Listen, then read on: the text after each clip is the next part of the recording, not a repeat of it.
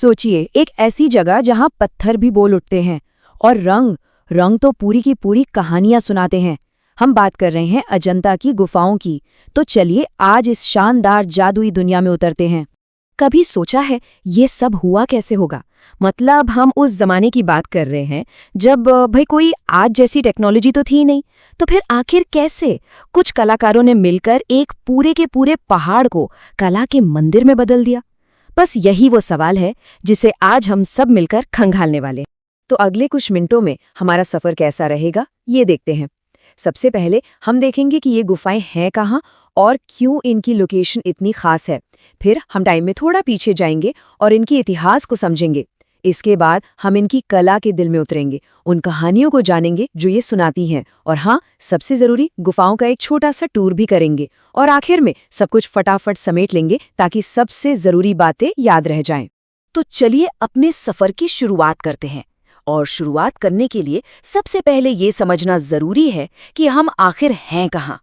क्योंकि देखिए, अजंता के मामले में ना इसकी लोकेशन सिर्फ कोई ज्योग्राफिकल डिटेल नहीं है, नहीं, ये तो इसके जादू और इसकी पूरी कहानी का एक बहुत बहुत बड़ा हिस्सा है। यहाँ हम एक या दो गुफाओं की बात नहीं कर रहे हैं, हम बात कर रहे हैं पूरी 30 गुफाओं की। जरा एक पल के लिए सोचिए तो उस जबरदस्त मेहनत के बारे में। 30 स्मारक और हर एक को जिंदा चट्टान से सिर्फ हाथों से तराशा गया था। कमाल है ना? ये गुफाएं आपको मिलेंगी महाराष्ट्र के औरंगाबाद जिले में, वाघोरा नदी के किनारे एक घोड़े की नाल जैसी, मतलब यू शेप की चट्टान में इन्हें बनाया गया है।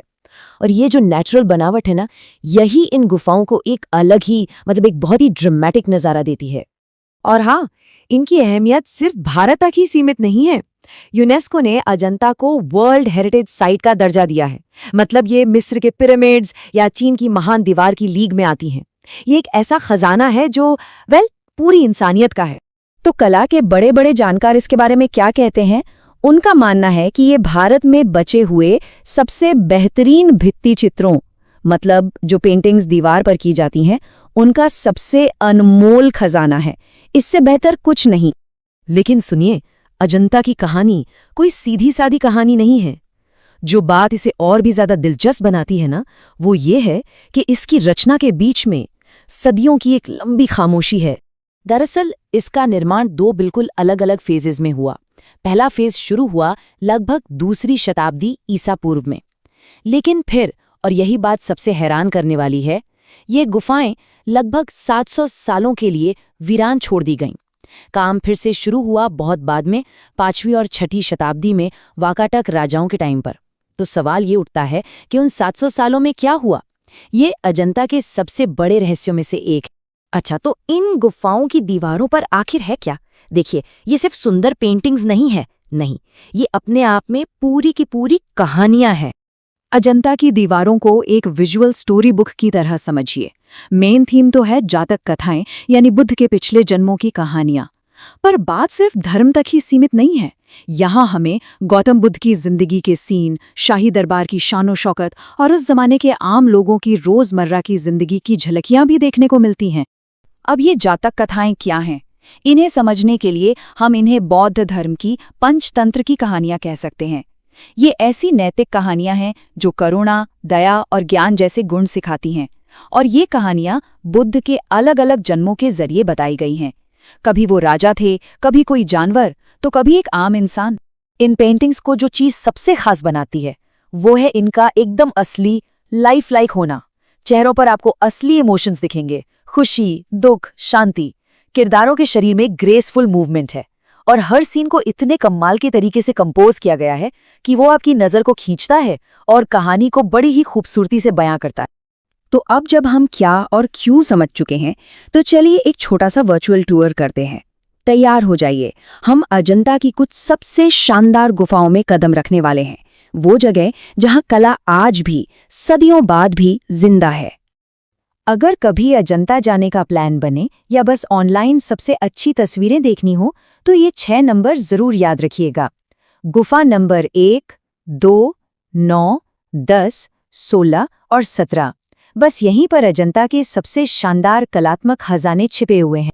चलिए इस टेबल पर जरा गौर करते हैं। गुफा नंबर 1 ये बोधिसत्व पद्मपाणि की पेंटिंग के लिए फेमस है, जो करुणा की एक ऐसी तस्वीर है जो अजंता की पहचान बन गई है। गुफा नंबर 2 में हमें मार पर विजय का एक बहुत ही ड्रामेटिक सीन मिलता है। गुफा 9 और 10 तो जैसे टाइम कैप्सूल्स हैं, क्योंकि इनमें सबसे पुरानी पेंटिंग्स में से कुछ मौजूद हैं। और आखिर में गुफा 16 और 17, यहाँ हमें वाकाटक काल की कला अपने चरम पर दिखती है, जहाँ सबसे अच्छी हालत में पेंटिंग्स बची हुई हैं। वाह, हमने काफी कुछ देख और समझ लिया है। तो चलिए अब इस सारी जानकारी को कुछ जरूरी पॉइंट्स में फटाफट समेट लेते हैं, ताकि सबसे खास बातें एकदम याद रह जाएं। बस ये 4 बातें याद रखनी हैं। पहली, ये 30 गुफाओं का एक कॉम्प्लेक्स है जो 2 अलग-अलग दौर में बना, जिनके बीच सदियों का फासला था। दूसरी, ये प्राचीन भारतीय मुरल पेंटिंग यानी भित्तिकला का सबसे शानदार नमूना है। तीसरी बात, यहाँ की पेंटिंग्स की कहानियों का दिल है, जातक कथाएं और बुद्ध का जीवन। और चौथी और आखिरी बात, सबसे जरूरी कला देखनी हो तो गुफा नंबर 1, 2, 9, 10, 16 और 17 को याद रखना है। सोचिए, जो हम आज देखते हैं वो तो एक जीती जागती दुनिया की बस एक हल्की सी गूंज है। अगर ये दीवारें सच में बोल पाती तो और कौन कौन सी कहानियां सुनाती, उन कलाकारों के बारे में क्या राज खोलती जिन्होंने इन्हें बनाया, उन भिक्षुओं के बारे में क्या बताती जिन्होंने यहाँ ध्यान लगाया, और उन साम्राज्यों के बारे में जिन्होंने इन्हें बनते और फिर गुम होते देखा। शायद यही अजंता का असली जादू है, एक ऐसी कहानी जो आज भी पत्थर की खामोशी में गूंजती रहती है।